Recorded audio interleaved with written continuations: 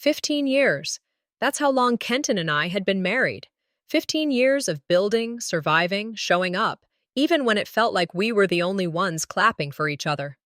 I always told myself we were more business partners than soulmates. But back then, that was enough. We worked, we moved, we had a rhythm. I hadn't gotten a clear invite to the anniversary party, just a forwarded message from Kenton's assistant. No theme, no time, no address until the day before. Sorry for the late notice, the text read. We know you're familiar with the yacht. Familiar? I had helped design half of it, but I let that go. Still, I dressed up. Because that's what wives do. We show up, even when we're not invited properly. The yacht looked the same, on the surface. Same docking port, same silver logo on the hull, same tall glass railing that used to reflect the city lights like a memory you didn't want to admit still hurt. But as I walked up the gangway, I saw my name wasn't on the signage. Welcome banners hung above the entry deck, swirled in gold cursive. A new chapter begins. Below, guest lists were displayed on easels, white cards printed with names I barely recognized. I scanned them once, then again. My name wasn't there, not even in small print. A staff member smiled at me and said, "Are you one of the coordinators?" I blinked. "No, I'm Mrs. Greaves." He glanced at his clipboard, then back at me. "Oh, I think you're listed under supporting coordinator. This way." I followed him in silence, my hand tight around my clutch bag. I told myself it was a mix-up, a clerical error. I nodded, smiled, took a deep breath. But inside, something shifted, something slow but permanent. The crowd was thick, too polished, too curated. Everyone looked like they belonged in a magazine spread. I walked through the main deck, catching glimpses of people I hadn't seen in years, or never met at all. And my closest friend Dana wasn't there. Instead, a circle of newer business partners surrounded Kenton near the bar, laughing too loudly at something he said. I didn't hear the joke. I just watched Maribel, standing next to him in a pale blue silk dress, sip champagne like she already lived in my world. I wasn't introduced to anyone. No one offered me a drink. No one asked where I'd been. I drifted through the yacht like I was walking through a house I used to own, but hadn't visited in years. They talked about Kenton's new vision, next phase, his rebirth. Like I wasn't standing there, smiling at ghosts. I had shown up for my marriage, but no one else had. Waiters started passing around champagne flutes. I waited for mine. Waited as they passed one tray, then another. People laughed, raised their glasses, and gathered near the staircase where a podium had been set up. I stood near the back, by the railing, watching the ocean below. The night air carried perfume and expensive cologne, but I couldn't smell anything. The MC stepped up and said, "We're honored to celebrate a remarkable man and his exciting journey ahead." No mention of an anniversary. No nod to the past, just Kenton, walking forward in a tailored suit like he was at a product launch. He smiled at the crowd, pausing just long enough for the cameras. "Sometimes," he said, "we outgrow the stories we were written into, and sometimes we're lucky enough to write our own." The crowd erupted in polite applause. Some cheered. I didn't move. My chest felt tight, like someone had closed the door from the inside. I turned and stepped further back, leaning against the steel rail that overlooked the dock. I could still hear him behind me, talking about fresh starts, clean slates. "The best is yet to come," he said. They toasted. I exhaled. 15 years ago, I had walked into his life with an open heart and a closed briefcase. I left my job, my last name, and my city. I became the woman behind the man, the fixer, the listener, the builder. I remember the first anniversary we ever celebrated. It was quiet, just wine and takeout on our tiny balcony. I wore red, his favorite color. He said, "You make everything feel possible." I believed him. That was the problem. Maybe that's the problem now. I remember too much. You can't be forgotten if you never mattered to them in the first place. I wandered toward the buffet table, partly to breathe, partly to ground myself. That's when I saw it. A napkin, folded into a perfect origami bird, just like the ones I used to make when we first hosted tastings on this very yacht. The edges were clean, the crease precise. A small tag was pinned beside it. Design by Maribel Strickland. I didn't say a word. I didn't tear it. I didn't throw it away. I just folded it back into a square, tucked it into my purse, and walked on. They had erased me. Even in paper, I didn't leave right away. Because somewhere inside me, I still needed to see just how far they were willing to go.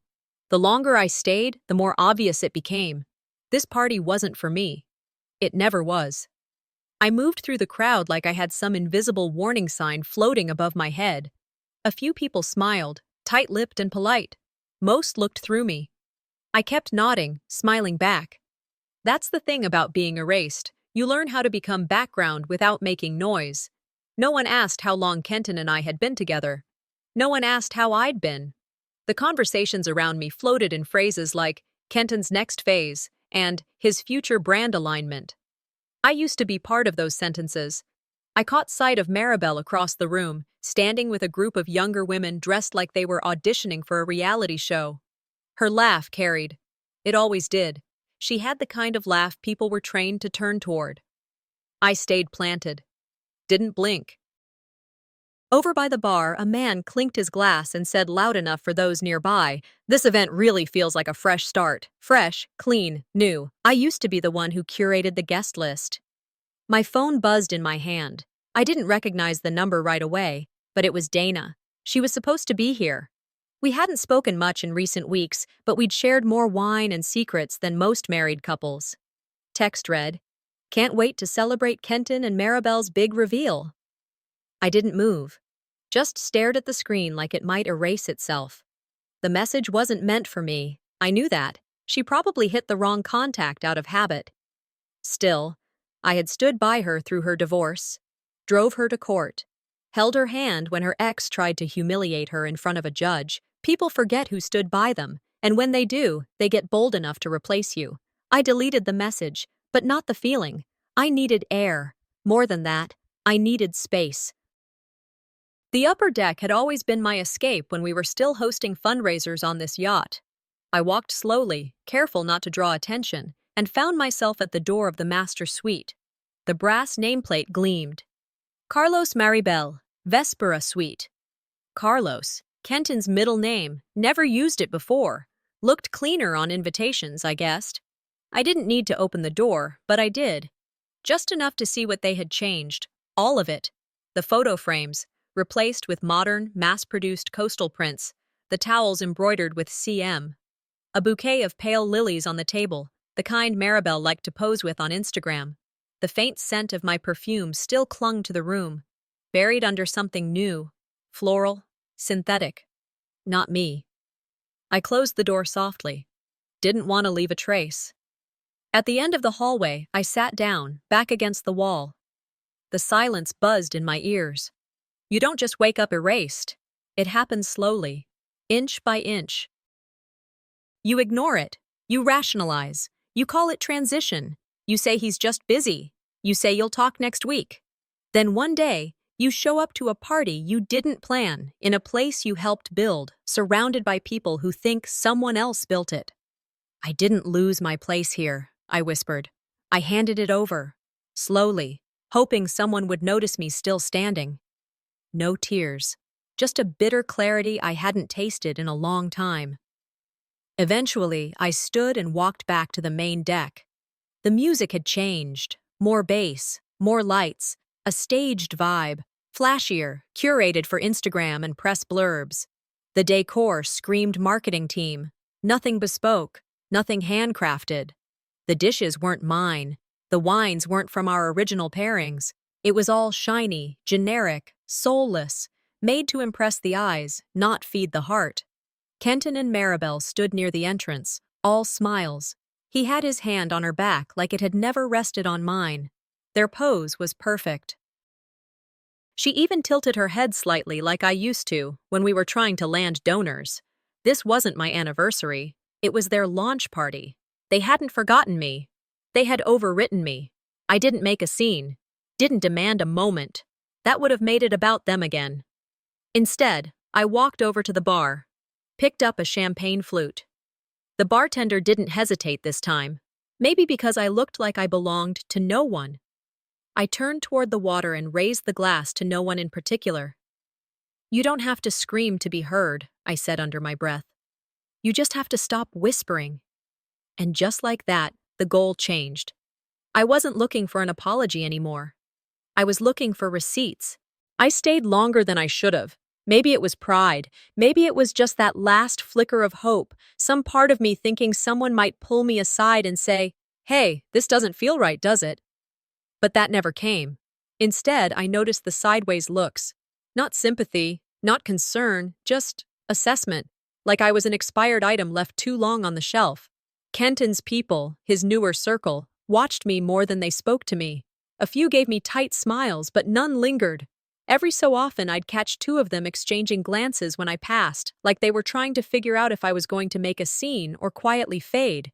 I didn't flinch, didn't adjust my dress or smooth my hair. I stood tall, even though I knew I was underdressed for a crowd that had clearly been prepped for optics. Then there was Maribel. She was being led, yes, led from one display to another. First the bar area with its signature cocktail list. Then the corner near the glass staircase, where the yacht's custom logo gleamed against navy velvet. The logo I fought to keep simple, elegant, readable at a distance. The one Kenton wanted more flash on, until I explained how clarity reads stronger than sparkle. Maribel posed beside it like she'd invented elegance. The cameras followed her everywhere. I kept my eyes on her, watching how confidently she absorbed praise for things she had no hand in. I began to understand this wasn't a celebration. It was a rollout, a rebrand, and I wasn't part of the brand anymore.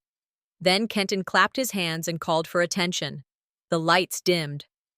An LED screen lit up at the far end of the deck, just beneath the second-level rail. The crowd hushed. Kenton stepped forward, voice smooth like buttered bourbon.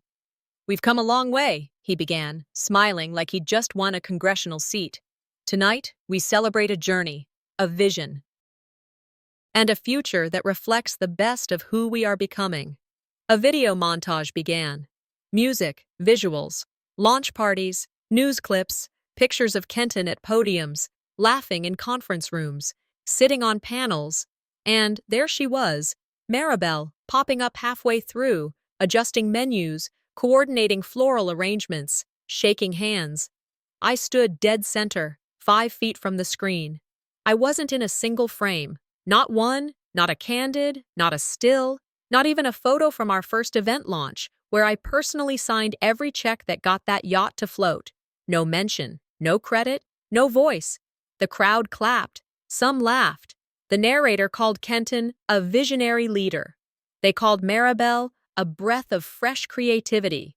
Me? I didn't exist. I didn't feel rage. Not yet. Just a strange sense of stillness, like I'd watched myself die without ceremony. I walked away, quietly. No stomping heels, no glass breaking, just a slow exit to the back lounge. The hallway was empty. The space was quiet. I sat in a chair beside the windows and watched the water move. I remembered laying out the yacht's floor plan with a pencil, fighting for every inch of storage and utility. I remembered the day Kenton and I first walked the dock. He squeezed my hand and said, "You see things I never could." And now, even that memory felt like it belonged to someone else. This wasn't omission. It was surgery. A full extraction of my name, my history, my fingerprints. "I wasn't left out by accident," I whispered. "I was removed on purpose." Somewhere behind me, voices floated back into the corridor. I followed them. A group of guests stood near the dining area, admiring the lighting. One of them, a woman I vaguely recognized from a catering pitch years ago, turned to Maribel and said, "The wine pairings are brilliant, perfect balance for each course." Maribel smiled. "Thank you. Took weeks to get it just right." I felt my chest go hollow. That was mine. I spent 3 months developing those pairings with local sommeliers, testing acidity against main courses, building the flow of the menu to start sharp, end soft. She was claiming it like it came from a Pinterest board. I didn't interrupt. I didn't even blink. I just watched, logged it, let her talk, let them applaud, let the camera flashes burn out my shadow. You don't need to scream when the evidence stacks itself. I walked to the lower deck bar, sat down, ordered a whiskey, neat, not to drown anything, just to reset. The bartender didn't ask questions, just poured. I took a sip. The fire helped. My brain slowed down, began sorting everything I'd seen, the video, the speech, the decor, the crowd, the tone. This wasn't a party. It was a launch. They weren't saying goodbye to me. They were introducing a replacement. My father once told me, losing your place is one thing. Letting them sell it while you watch, that's on you. I pulled out my phone, scrolled until I found the thread. Founding Docs, Archive, 2011. There it was. Emails, PDF attachments, original proposals, ownership notes, branding patents. I hadn't looked at these in years, but I always knew where they were. I tapped download. Time to remember what they forgot, I muttered. I didn't walk back into the party, not because I was afraid, but because I knew what I needed wasn't out there on the deck with the drinks and empty praise. I moved through the corridor silently, the sound of music thinning behind me with each step. Every laugh, every glass clink, it all faded like background static. What I needed was below, quiet, unguarded. I headed down the narrow hallway toward the lower deck, where the operations room was tucked behind a staff door. No one paid attention to anymore. That room used to be mine, the brain of the yacht. I'd designed its layout, selected the systems, even insisted the filing cabinets be fireproof. Back then, Kenton rolled his eyes, said I was too meticulous. Maybe I was, or maybe I just knew the storm would come. The lights flickered slightly when I stepped inside. The air was cool, smelled faintly of dry paper and machine oil, the same way it always had. I didn't hesitate. I pulled open the nearest drawer labeled Vendor Agreements Legal Transfers. That's where people hide intent, under the disguise of business as usual. I flipped through sheet after sheet until one caught my eye, a transfer of ownership, dated 18 months ago. It had Kenton's signature, and mine. Except, it wasn't my signature, not really. It was too perfect, too clean. It looked traced, copied. A performative version of my handwriting done by someone who had studied it, but never understood it.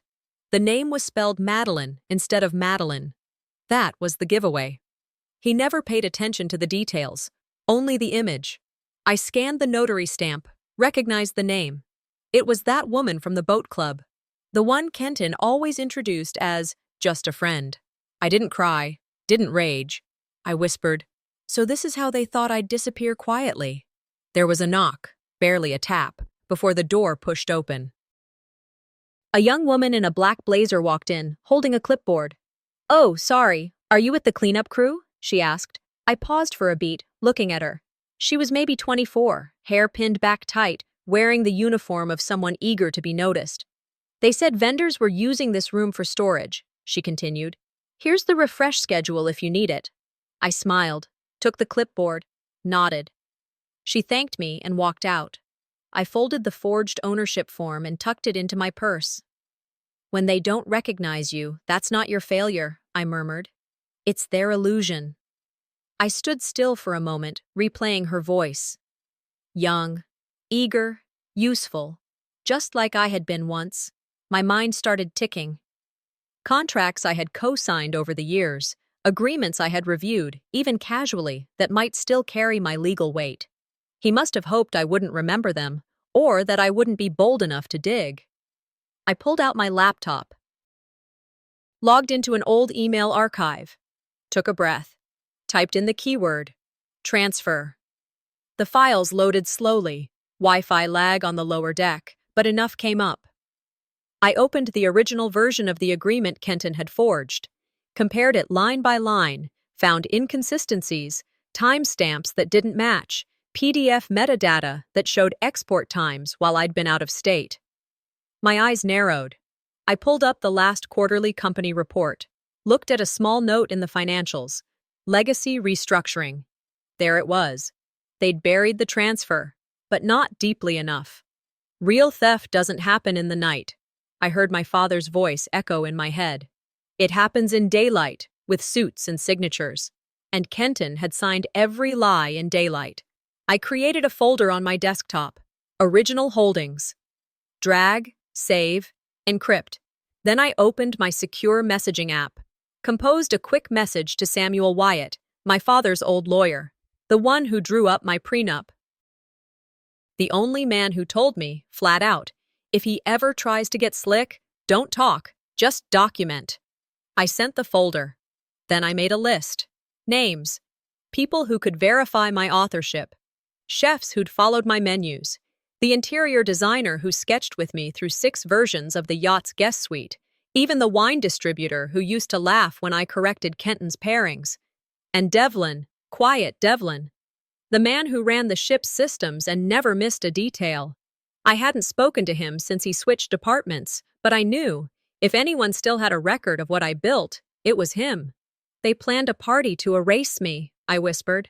I'm about to host a hearing to resurrect the truth. I zipped my bag, closed the laptop, put everything in order.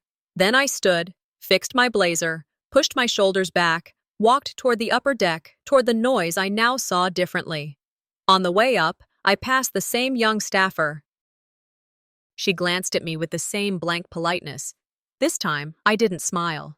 I'll be a ghost in this narrative a little longer, I told myself, just long enough to haunt their version of the story. I walked back onto the deck just in time to see Kenton raise a glass. The crowd had gathered near the stage area.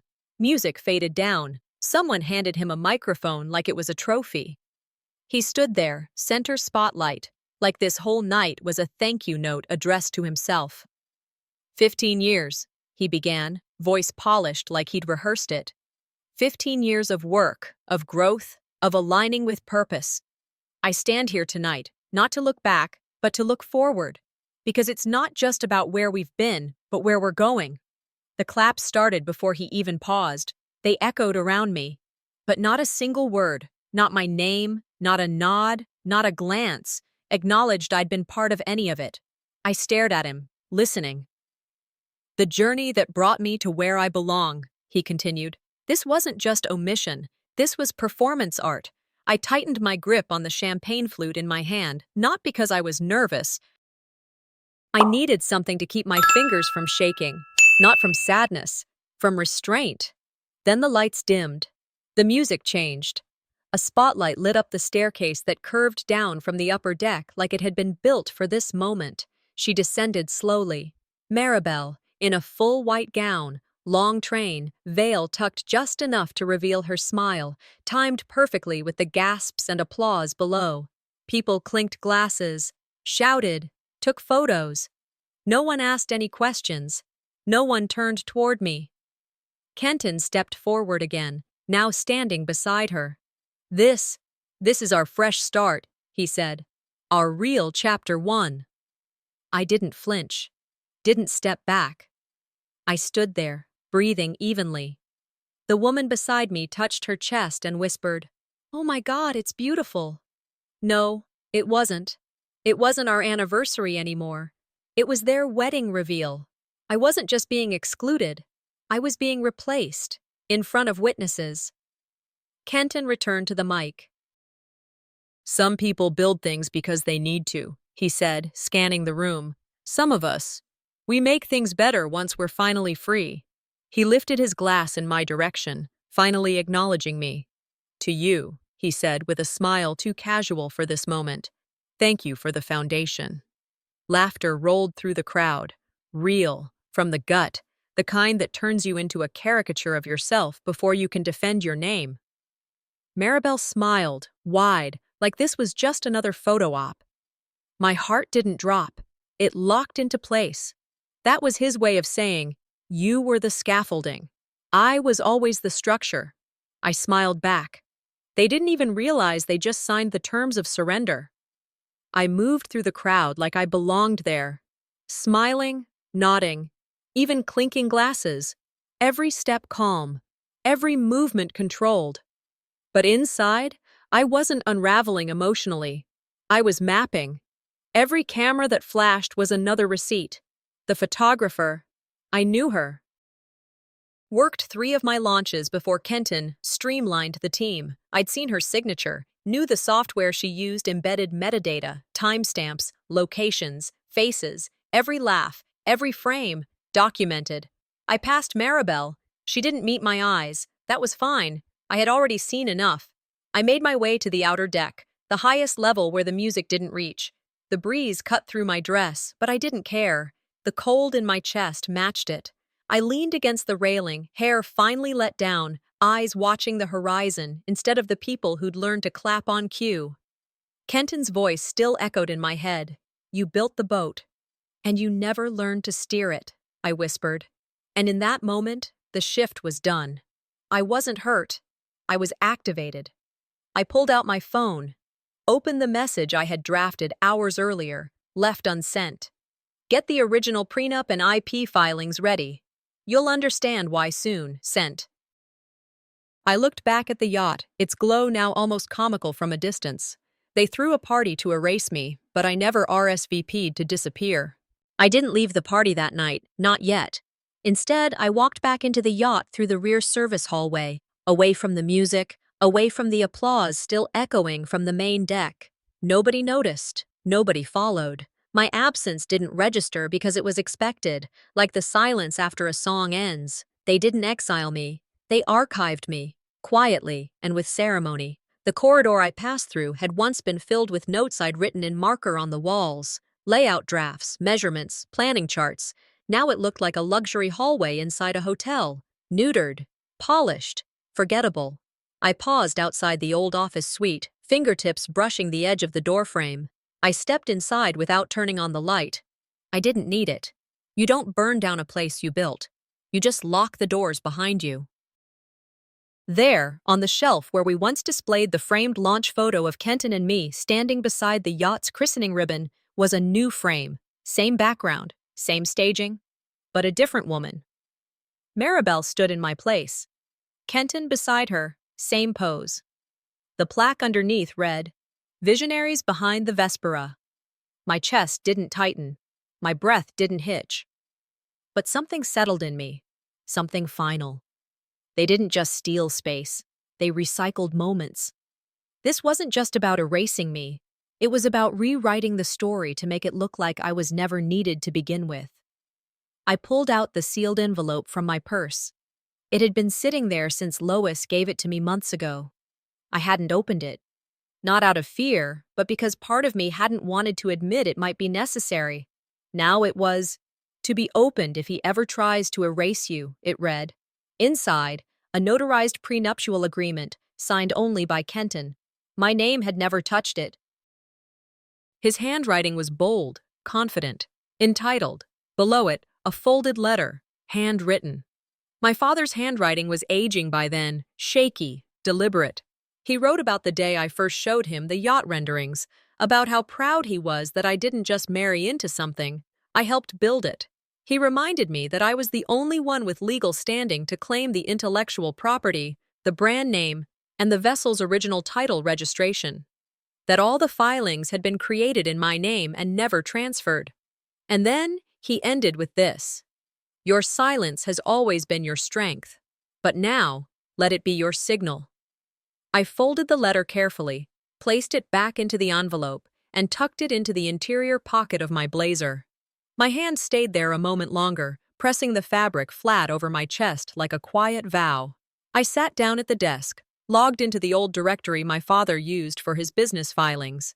Password still worked.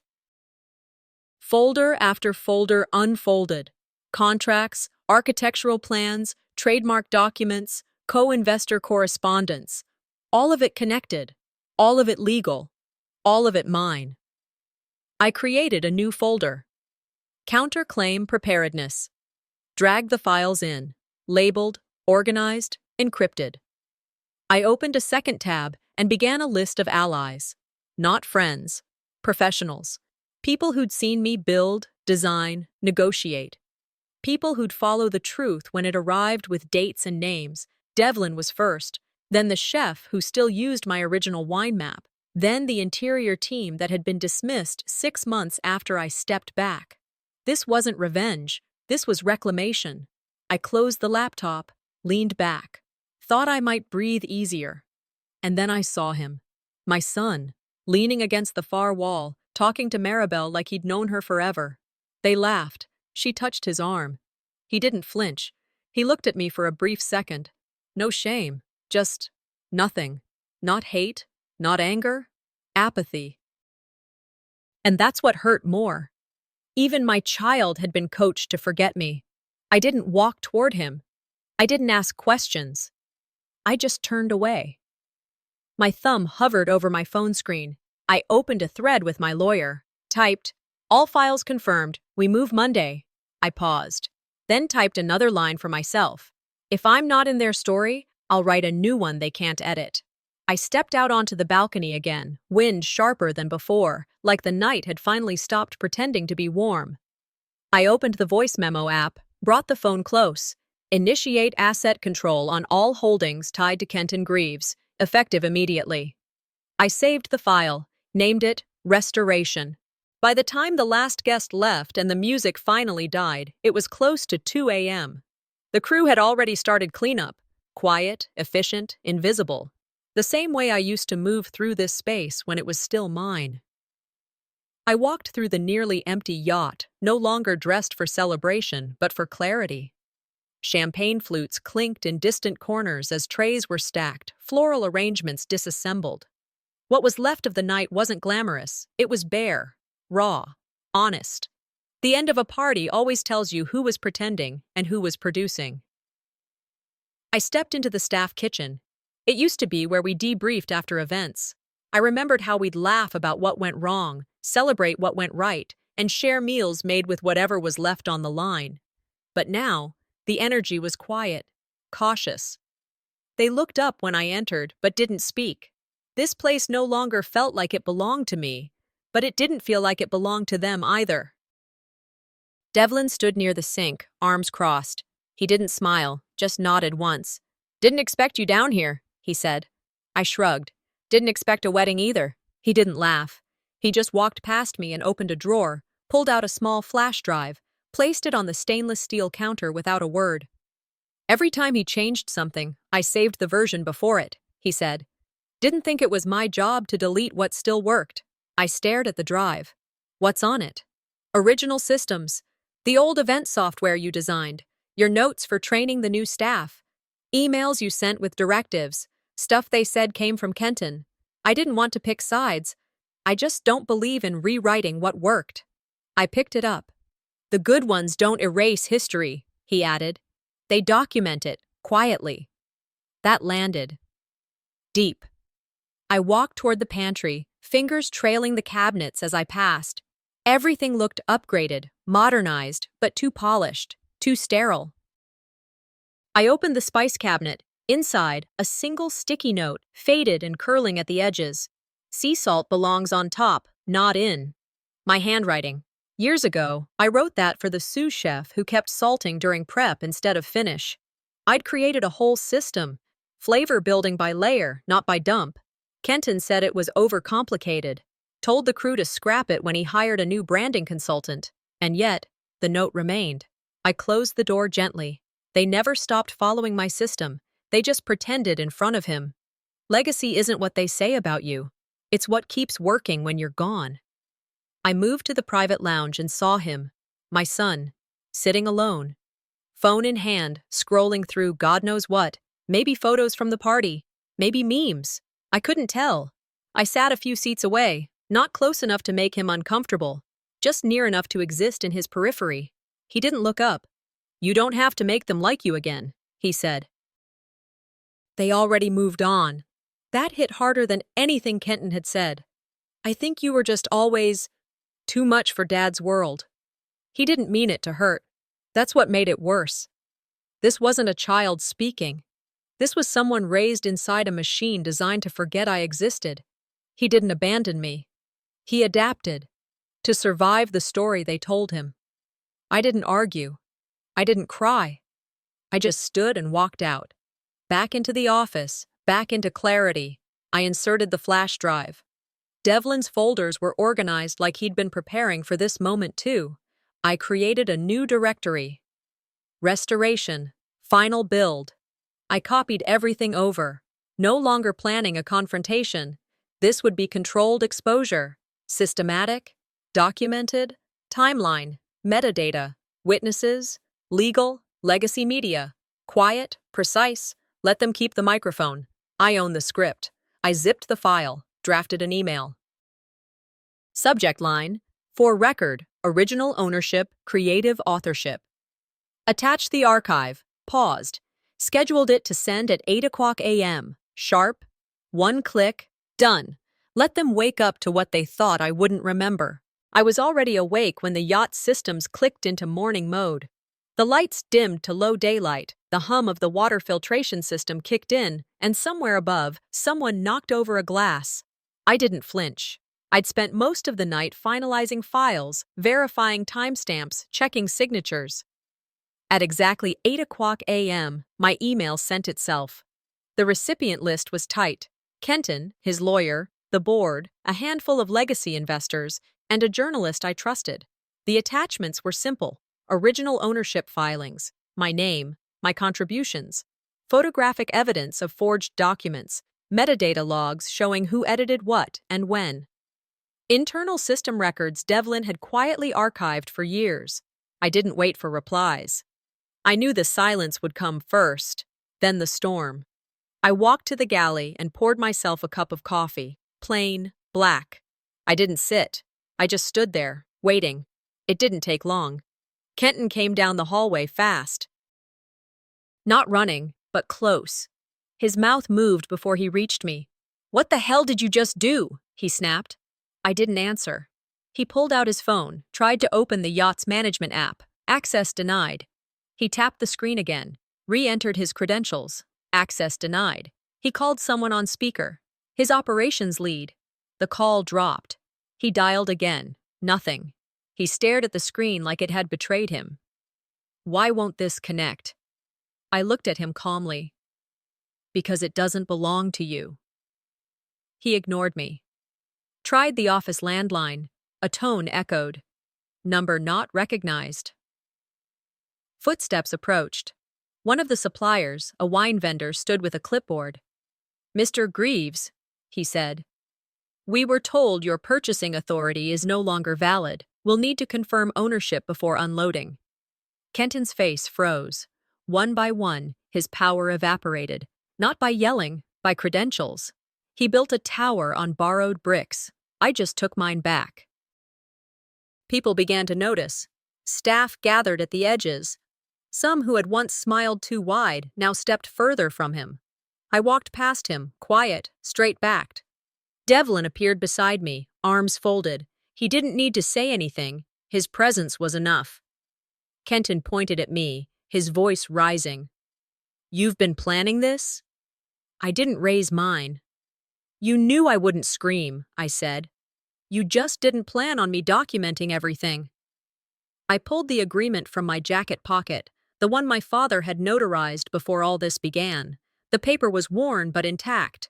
I held it up. No one clapped. No one cheered. But the room shifted. Power, once loud, now silent. He lost, not because I fought harder, but because I remembered more. I left him standing there and walked up the bridge stairs. The deck was empty, but for 2 crew members resetting chairs. I stepped into the bridge and reached for the intercom, something I hadn't touched in years. I pressed the button and let my voice fill the yacht. "As of this morning, I've reinstated the original operation protocols. You'll be hearing from our attorneys shortly. Until then, I ask everyone to vacate the vessel unless you were part of the original build." The message ended. I didn't wait for applause.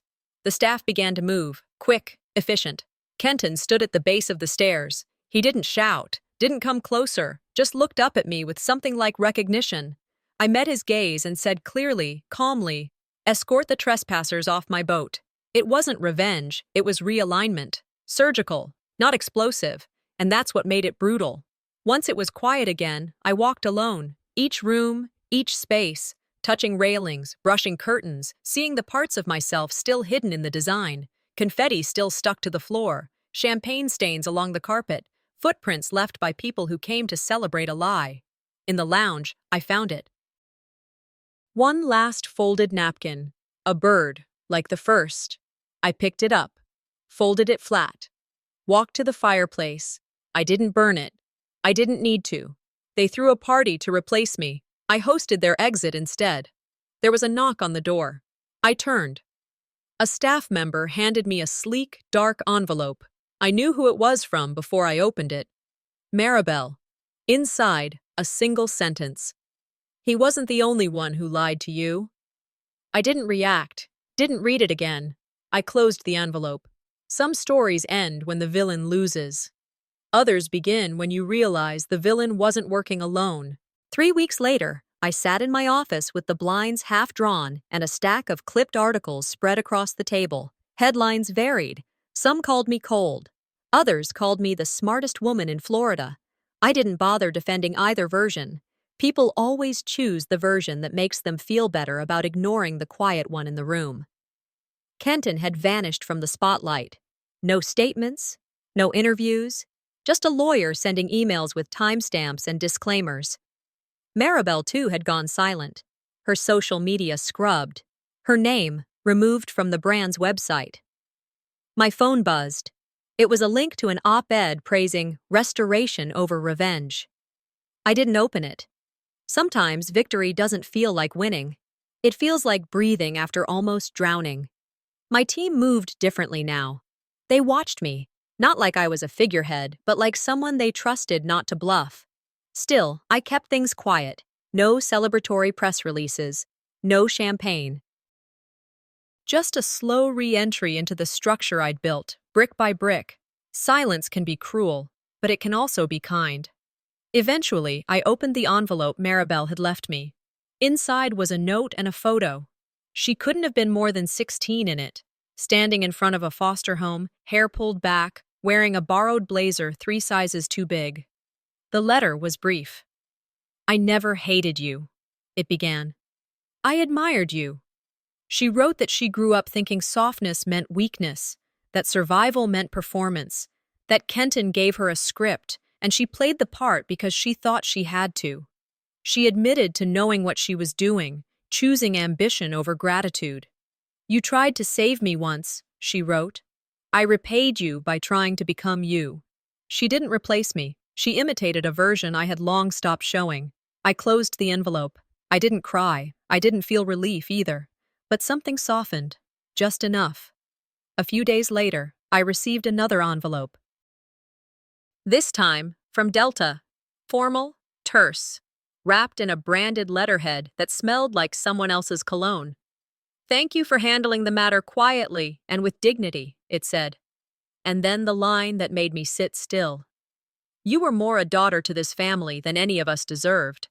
It wasn't warmth, it was recognition. That was enough.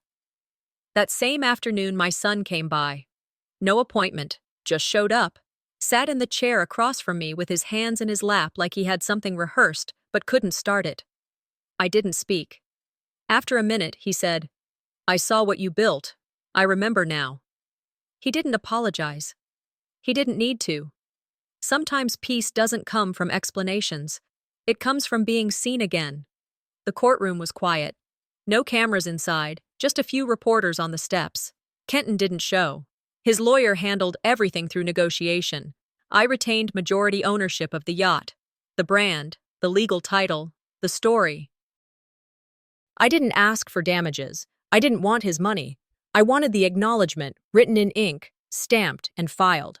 When a reporter outside asked how I felt, I said, I didn't come here to fight. I came to reclaim. There's a difference. They didn't quote that part, but it wasn't for them anyway. The press release went out that evening. Short, direct. Her name restored, her title corrected. Her role, co-founder and original creative director. I went back to my office later that night and unpacked a few boxes. Inside one of them, tucked between folders and cables, was a napkin, folded into a bird. Wrinkled, a little torn, the same one from the party. I didn't cry. I placed it on the shelf beside the original founding documents. They erased me from the menu, but they forgot who taught the kitchen to cook. The following week, I walked through the newly reopened event space. Clean lines, natural light, no banners, no portraits. On the far wall, a single plaque read, For those who built quietly, but built everything. You don't need applause to make something last. You need truth and time and the will to keep going after no one thanks you. I turned off the lights myself. As I was locking up, a new email came in. Subject: from someone who watched it all. I opened it. They're trying to do it again, this time with someone else. I stared at the screen. Some legacies don't die. They get targeted and protected.